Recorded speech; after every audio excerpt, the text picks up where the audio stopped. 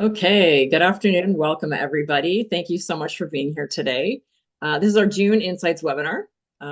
Thank you so much for making the time to join us today. My name is Ann Cizak. I'm a senior consultant here at Great Place to Work. I'm also a certified human resources leader, and I will be your host today. We have a panel conversation today, and this is a conversation with HR and leadership pros, and it's an opportunity to kind of hear some practical ways that people apply learnings in the workplace.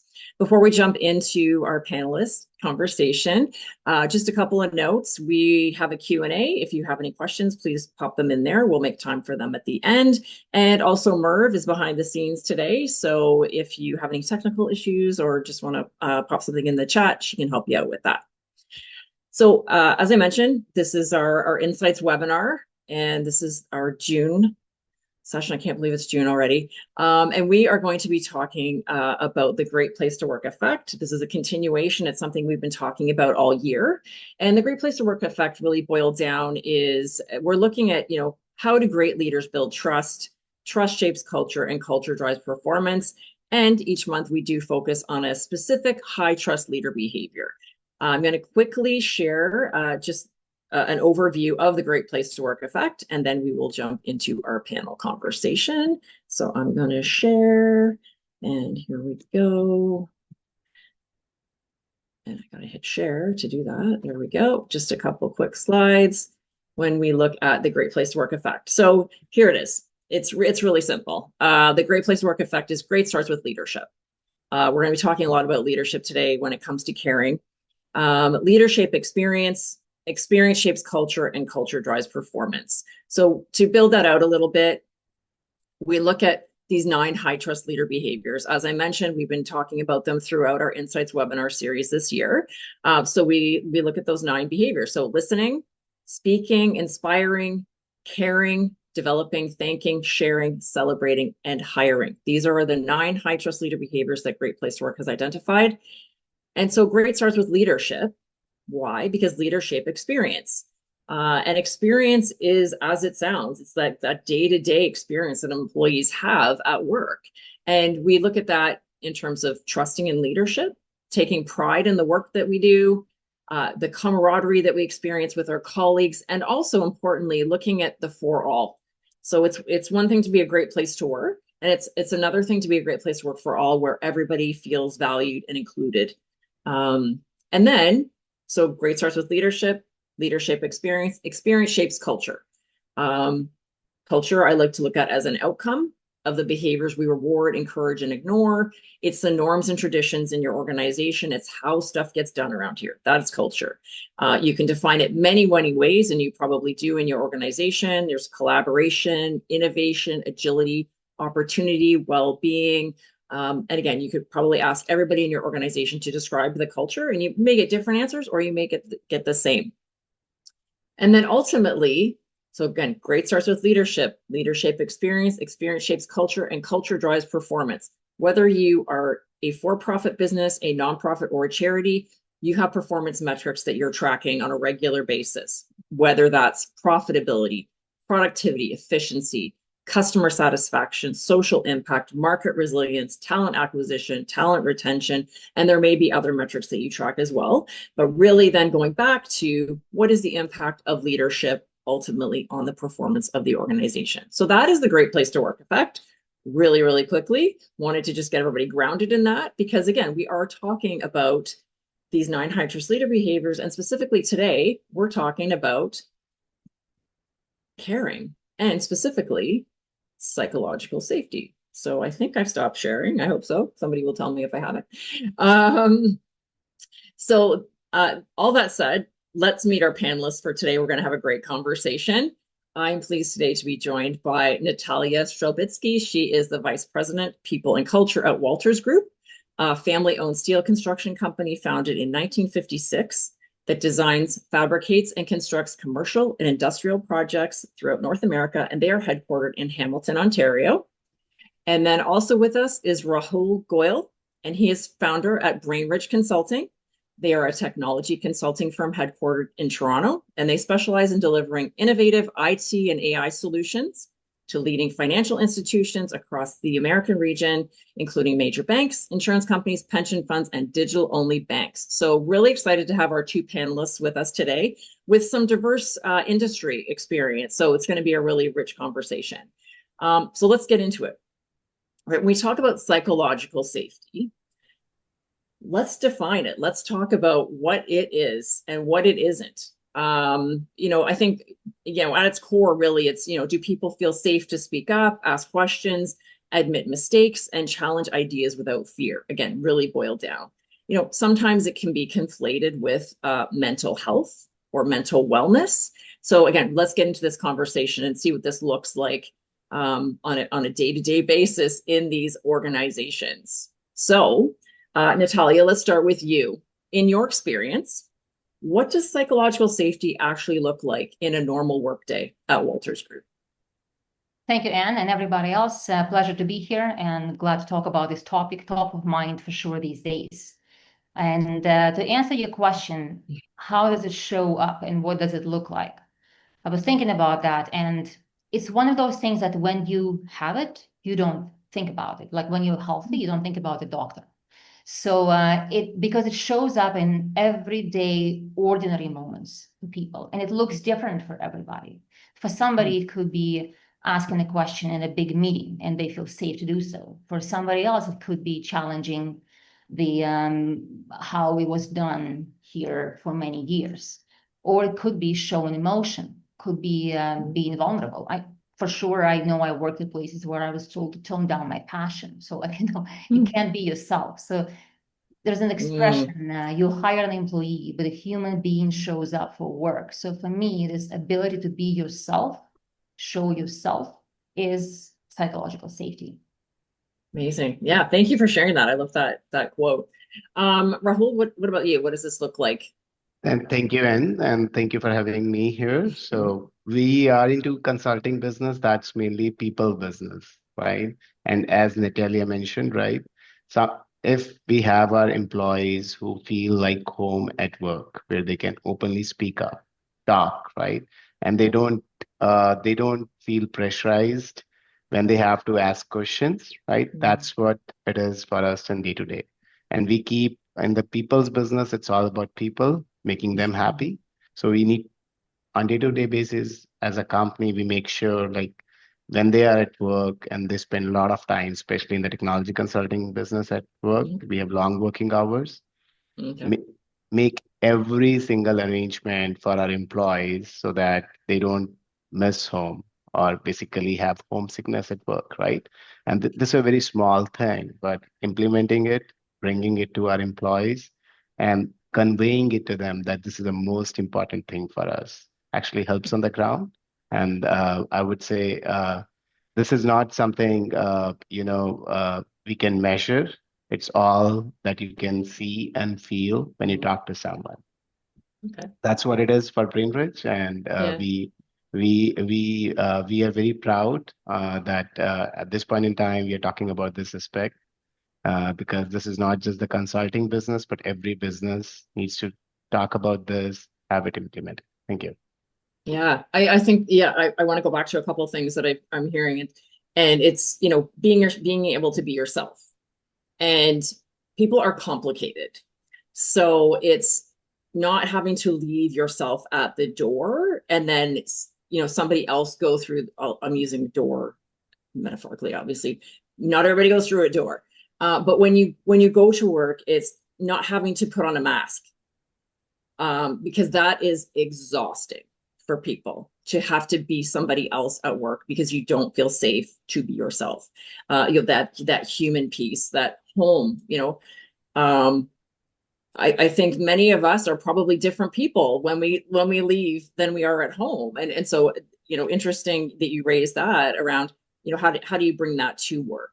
And Natalia, I want to go back to something that you said about, you feel it and you know when it's not there.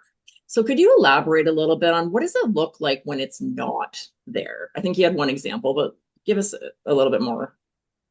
When it's not there is, well, I'm going to jump ahead probably. different shapes and forms shows up, but you can certainly feel the tension rising, right? What you said, it's very tiring where employees have to check themselves at the door and, you become a persona and not a person. Like you wear so many Oh. different hats and it's just a persona. You have to wear this professional hat on and, constantly be someone else. Then eventually it just wears you out. Mm-hmm. And then tensions will rise and patience goes down. And when that happens, then in a project-based business like ours, then you start things are falling through the crack, and then eventually it shows up in profitability. So that's how I. Yeah, absolutely. Absolutely. And so somebody just commented anxiety on a Sunday night, right? Absolutely, The that's a Sunday great night one. scaries. Yeah, thank you for sharing that. And Rahul, any examples you have of where you could tell when it's not there? It's the motivation like that we see on the ground within the people, motivation to go above and beyond, not just doing what they have been Hmm. asked to do, right? Innovation. And then the other, and this is a silly criteria that I have it on in our office. It's when people are speaking up, right, in their social settings, they are enjoying, and you see like the best days for me at work is when I see our employees are there in the office and there's a lot of noise all around. And if Okay. no one is speaking, it's pin drop silence. I don't see that energy. I feel like something is wrong up there. So for me, on the ground, it's more like when you see it, like motivation, people talking Mhm. to each other, a lot of noise on the ground, and everyone is going above and beyond, trying to find something to make them successful. That's what it is on the ground. Okay, and that's a really interesting point because it's when people aren't speaking up, aren't talking to each other, that's where you miss the ideas. That's where you miss the innovation. That's where you miss also people raising risks. Because in organizations where physical safety, for example, is a high priority, if people aren't comfortable speaking up, there's a risk to well to the employees, to the business, to all sorts of things. So it's really, if people don't feel safe to speak up, what are the risks, right? Like what do you miss? And so yeah, I think that's a great way to look at it. If you're not hearing, or maybe it's Teams messages or Slack or whatever sort of channel you're using, if you're not seeing people connecting and building on each other's ideas, and then that's something that could be a red flag, right? Okay, so now I would like to launch a poll and just get our participants involved and get a sense of what's going on in their workplace. So Merv is just going to launch that poll for us. And then I just want to see where people are at. So how safe do employees feel speaking up? So in your workplace today, how safe do employees feel speaking up about concerns or mistakes? Very safe, somewhat safe, not very safe, or not safe at all. So Merv will just give you about 30 seconds and then we'll share those results. So again, how safe do employees feel speaking up about concerns or mistakes? And again, this is your perception um, around that safety.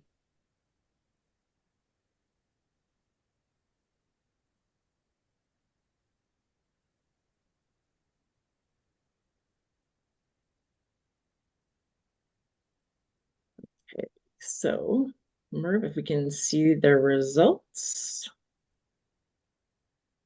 There we go. All right, so we have 20% say very safe, 56% said somewhat safe, 22 not very safe at all, and then not safe at all was only 2%. So good to see that not too many feel not safe at all, but there's that somewhat. So when you see something like somewhat, that can mean there's some uncertainty, right? So maybe sometimes it's safe to speak up, maybe sometimes it's not. And I think the notion of speaking up in itself, in my experience, leaders always say, I have an open door.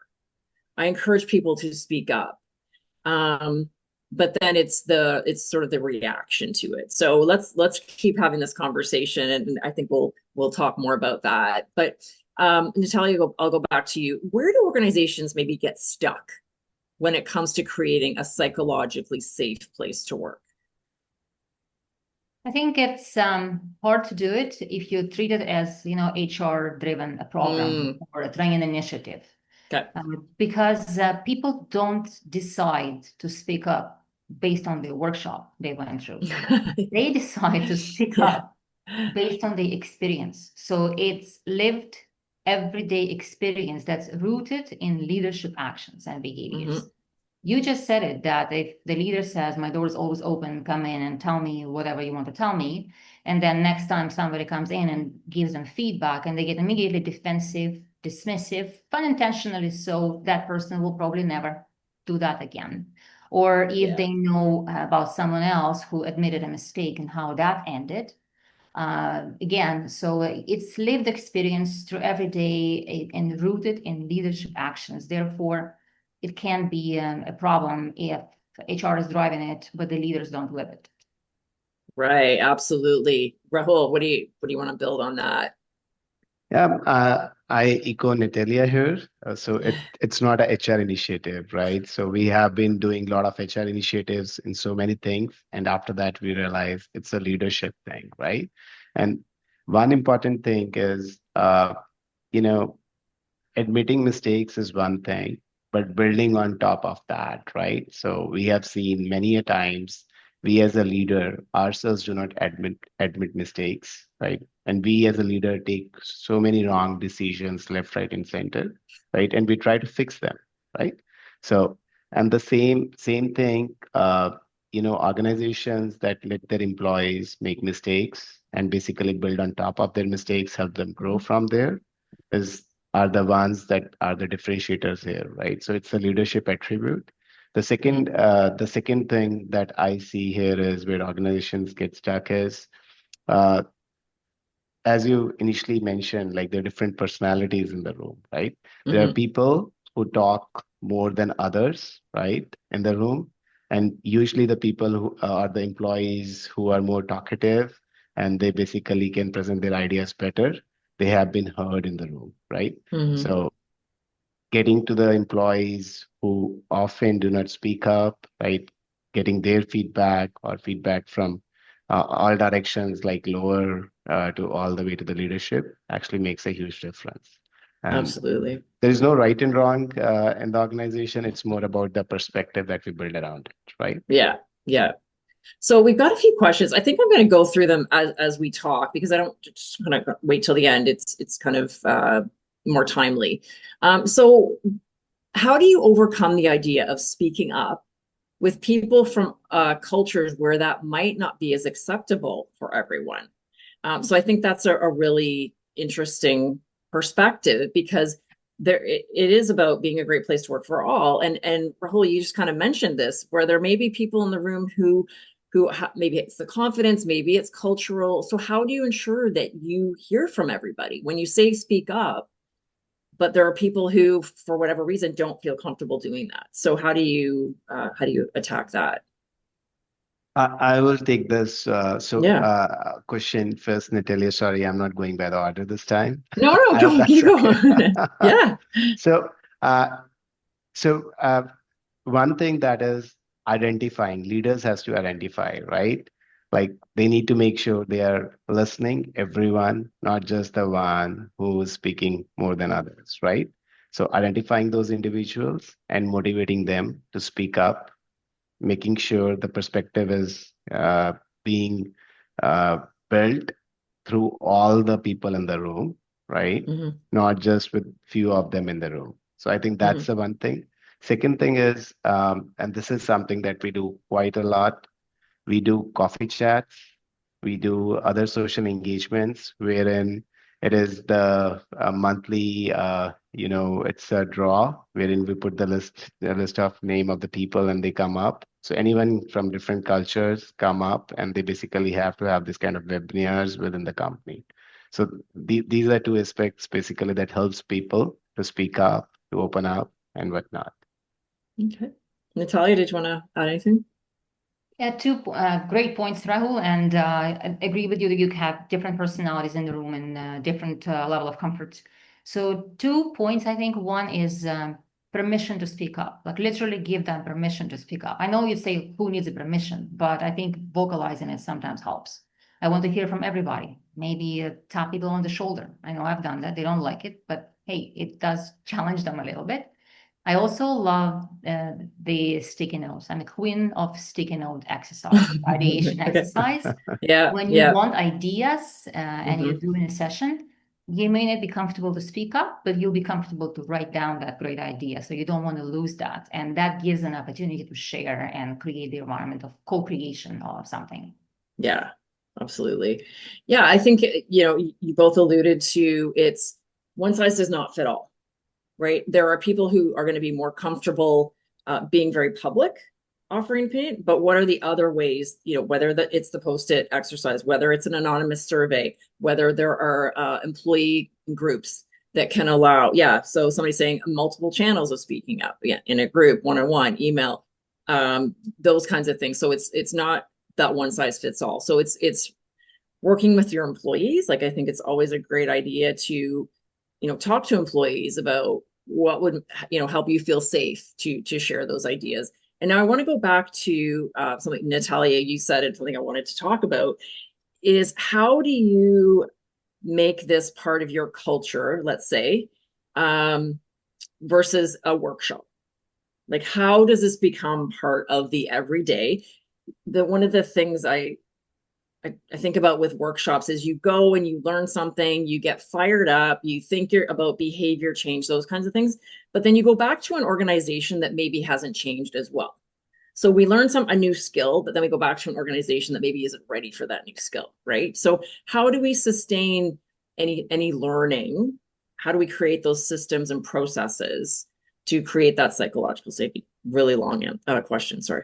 Natalia, what do you think? Right. Okay, so how do you make it part of it? How do you sustain that, right? How do you Yeah, do that? yeah. I think it's many different ways and different touch points. Part of it is education.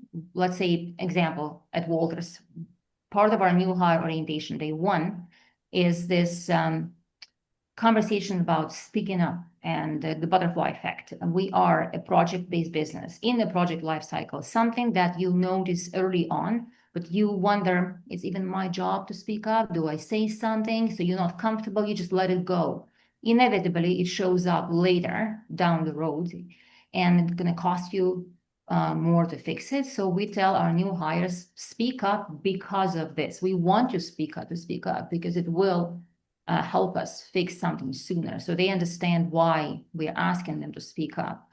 Investing in your leaders, it does take time. It's not going to change over time. Invest in your leaders, Mhm. give them the skills, give them the tools to manage reactions, to build connections, and build trust with their people. A lot of it is on them. We are asking leaders for a lot, but Right. a lot of it is on them. So they need that support, they need the training, whatever skill you identify, and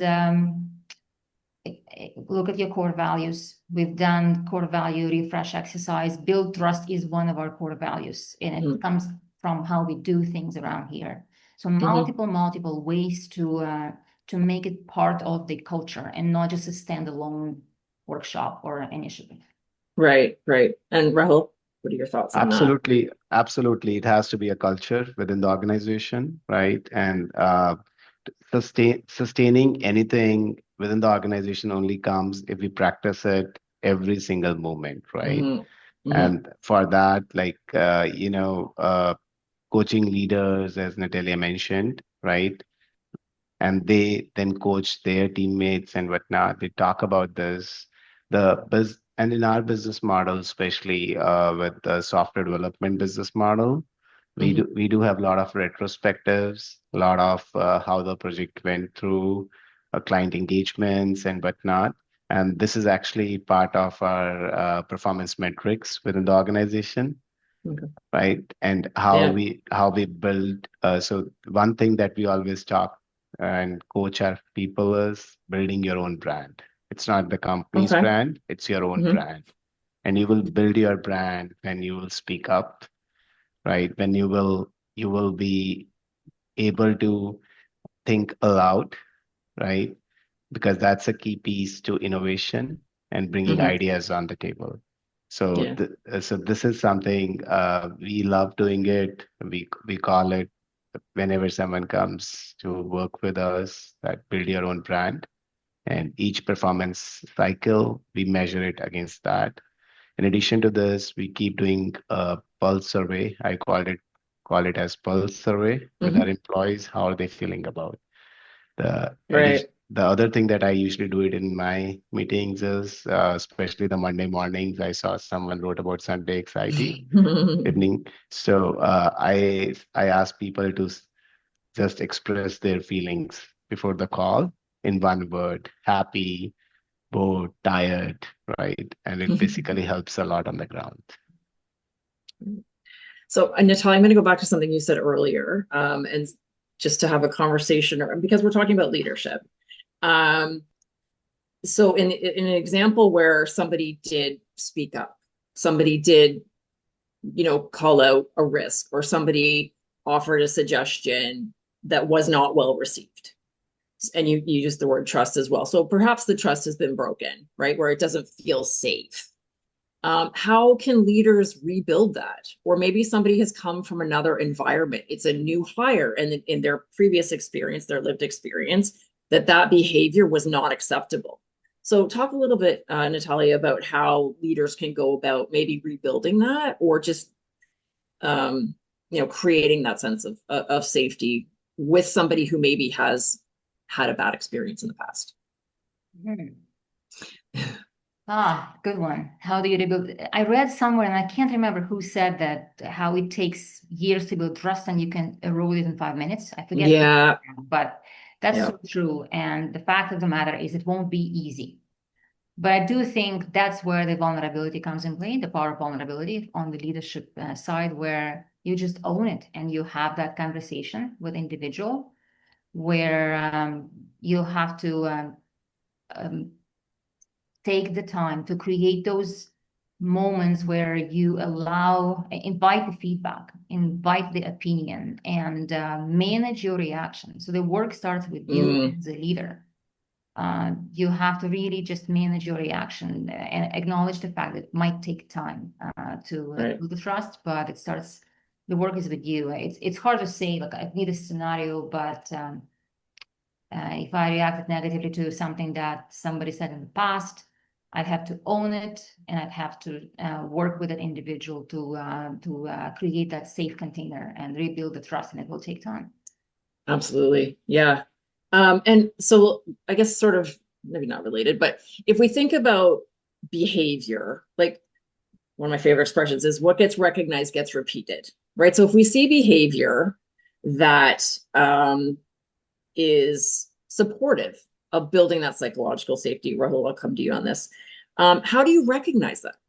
How do you recognize that with your leaders and and employees as a whole? How do you recognize people for demonstrating that behavior? So this is an interesting one because it's essentially, and someone literally asked me, right? This whole project was based on this thesis, and this thesis is Okay. wrong, right? Now, how shall we reward that, right? To someone who has brought this up, right? Because it is that moment when you feel like things have gone south, right? So on this, at the same time, right, if we don't bring these issues right earlier, right, we don't Hmm. reward, we don't make this fail the place where people can freely speak about the mistakes, right, Hmm. then we'll see the catastrophic effects of those failures, right? Right. So any mistake, whether it's in the very beginning or in the end, I think we should, whosoever brings this up or any kind of, uh, you know, ideas that have, not ideas, I would say, any kind of mistakes, specifically in this area, right? Uh, we basically tell them that, yes, thank you for bringing this up, right? Hmm. And it's never late for anything, right? That's a message Right. essentially, Okay. right? We are passing on to them. Now, one of the interesting debate on the same note is, are we an organization where we are just accepting mistakes all the time versus you need to have fine balance, right? Hmm. Because So here's the saying. It says that you make a mistake once, learn from it, and next time makes a different mistake. Don't repeat your mistakes, right? Okay. That's a Yeah. culture you build in.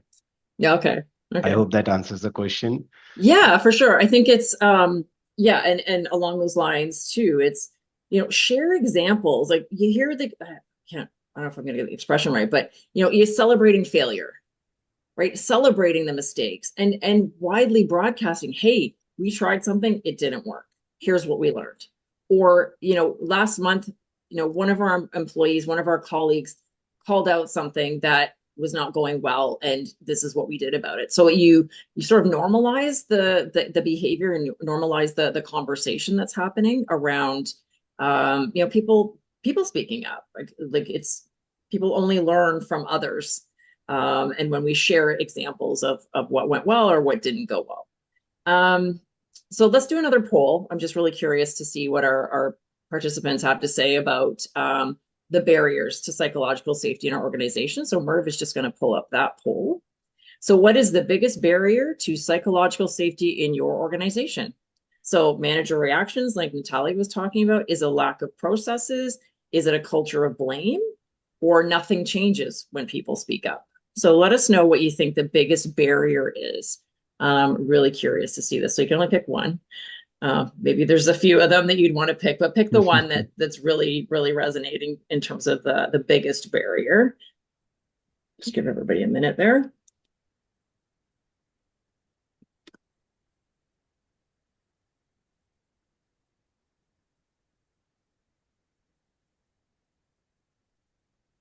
All right.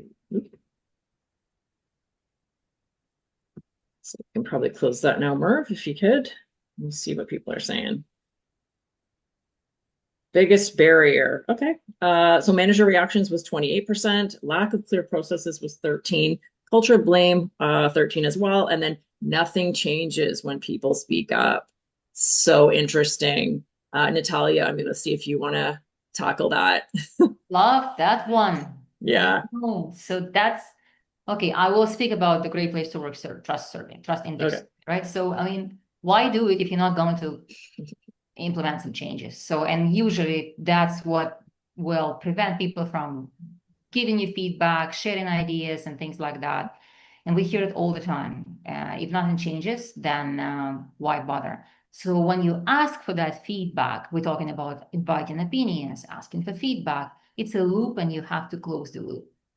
I do think we are very intentional about it at Walters, asking for feedback. It doesn't have to be just a survey, but including that, having more in-depth conversations, and then closing the loop about what you can or can't do and why. Mm-hmm. It's very important for them to know, okay, I brought the idea forward and it could be a safety issue. I thought this was something, and then it goes down the chain, and then turns out, well, actually everything's fine, but they don't hear back. The person who actually brought forward the issue didn't hear back. So we are intentional about closing the loop. I think that's what's really important. Even if the answer is no, at least hear back. Absolutely. Rahul, did you want to add anything to that? Sure, yeah. So one thing, and same thing from the survey, because Natalie has brought up that topic. Results came in last year. Team was really happy, and I had to actually get them in a room and ask them, should we be really happy, or people are afraid to say, right? Like, what's the real Mm-hmm. reason for this, right? Did you Mm-hmm. push anyone, right? Like, we Mm-hmm. should be like, are these questions relevant to them? Are we asking the right questions on the Oh, ground, yeah. right? Right? Yeah. So many a times questions are designed in such a way that it's basically we can get the answers that we want from them, right? Mm. So as an organization, I think when someone raises something, right?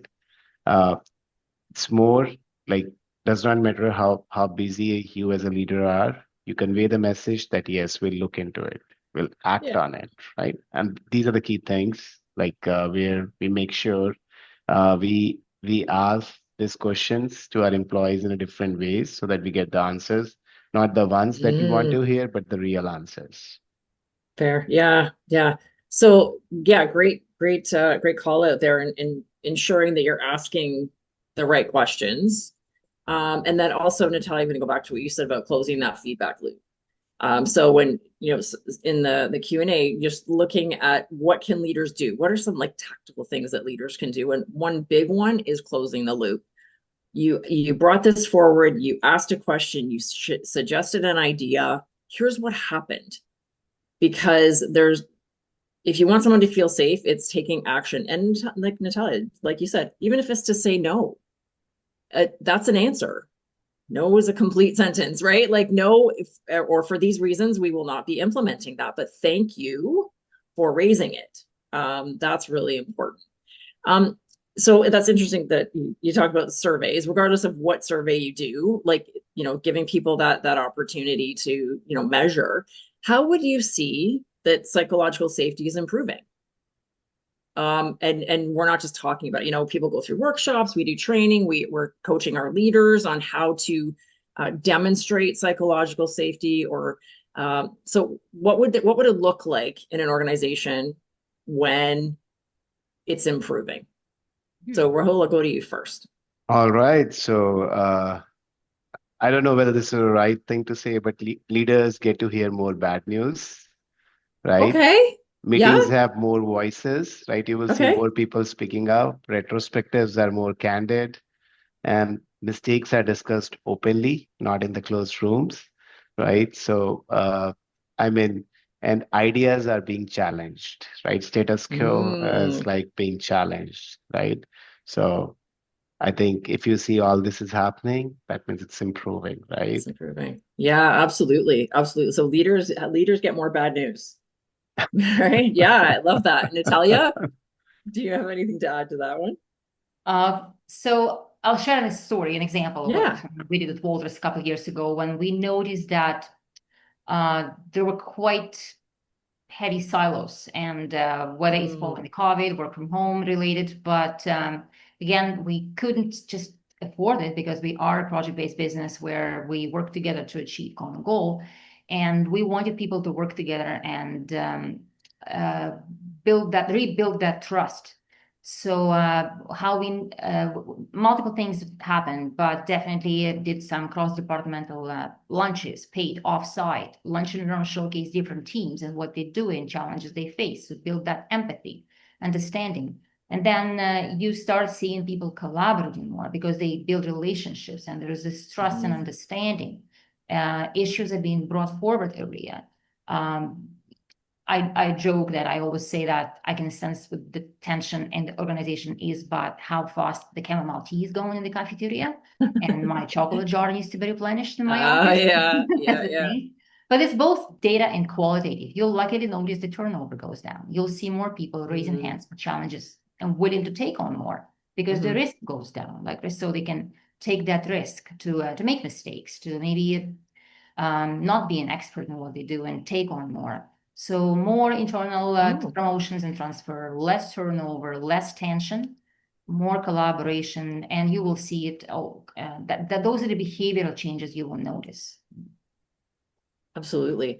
Um, so I want to come back to, we kind of talked a little bit about this, but how do you help leaders to understand that this is not an HR initiative? Like we've talked about workshops, we've talked about that thing. So how do you truly get leaders to recognize that, psychological safety is something that they create? Either one of you can take that one. I will say, sorry, Natalia, I will go first here. I think it starts from your own room or your own meetings and it Okay. cascades, right? So, like if you make your immediate, leaders, right, within your meetings, make them feel that psychological safety is the utmost important in this Mm-hmm. organization. They will basically cascade this to their team members and whatnot. And Okay. I think that's the key thing here for me. Okay. But at the same time, I think it starts not just from the leaders everywhere. It can start from a small groups, coffee chats, and whatnot. Okay. And Natalia, how about you? Me, I think counterintuitive. If you want to help your leaders understand why psychological safety is important, don't talk to them about just psychological safety as a term in a standalone, because we do that Mm, sometimes. We just get on it and everybody's talking about the Google exercise or study this and that. Talk to them about the workplace culture, what you said very early on, and how do we get things done around here? Talk to them about the business outcomes tied to the business results, and how, let's say, construction industry, we have to make decisions fast because it's a very practical, fast moving industry and safety sensitive. So if people aren't safe to speak up, you're really going to hurt on the profitability side. mm, So you have to tie it and help them see it not like psychological safety, but what's the cultural elements where psychological safety is embedded in how we get mm. work done around here. Absolutely, absolutely. And you also, I think you both use the word trust, right? So it's Mm. trusting that the organization is making decisions and including people for a reason, right? And if it's profitability, if it's customer impact, or whatever, again, whatever metrics you're tracking, it's what is the impact of us creating a psychologically safe environment, but more so, how does psychological safety relate to trust? Right? Because without, I don't think you can have one without the other. If I don't trust my leaders, I don't trust my colleagues, it's hard to feel psychologically safe. So how do you build trust in an organization? There's lots of ways, like communicating with people, being transparent, ensuring people feel appreciated. Um, Again, I could go on and on about that, but I think those are some really key pieces. Collaborating with people, involving people, encouraging idea sharing, helping people understand the impact is huge, right? Because you can't sort of exist in a vacuum. Your role, and Natalia, you mentioned silos, right? So where do we see silos maybe popping up, and what can we do as an organization to sort of bring people together around a common goal. So there's that purpose and vision piece as well. So I think there's lots of different ways. We've got about 2 minutes left. I think I've covered the questions in the Q&A because we've been kind of going through them. So if you could give one piece of advice to founders, leaders, HR pros, one piece, if you can give me more than one, if they're looking at psychological safety, what would be some advice that you'd give them? Rahul, I'll go to you first. What's just one last piece of advice you'd give One people? piece of advice. Yeah. I will say hold your leaders accountable for the environment that they create. Okay. How do you do that? It is, different teams have different cultures within the same organization, right? Okay. Mm-hmm. And you build like it's the leaders and the teammates, right? Team members who build the culture of that team, right? Right. Mm-hmm. And you make sure like your leaders know about the culture they are living in the office, right? Mm-hmm. Is the best culture within the enterprise, right?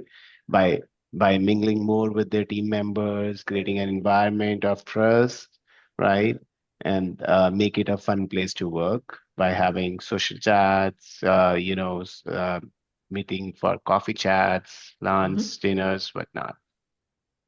Yes, you know what? We didn't even really get to the impact of fun and being social Being on psychological safety and trust. Like it's a big part. It's not just, we're not just having a team building event just because, like, there is a purpose to it, right? It is to help build relationships and connections and to support that psychological safety. So Natalia, I'll give you the last word before we head out.